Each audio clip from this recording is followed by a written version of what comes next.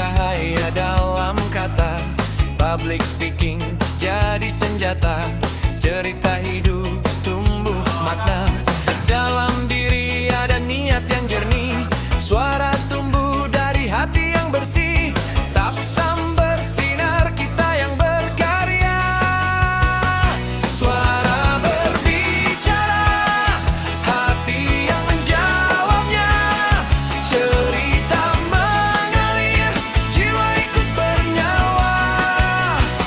Seni berbicara untuk dunia yang lebih bermakna. Aktif merebut rasa yang hadir.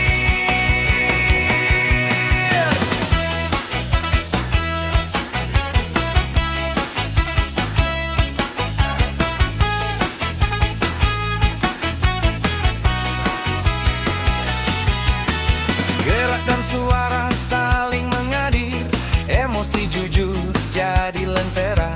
Menyatukan logika dan rasa. Dalam kata ada hikmah terjaga. Dalam pesan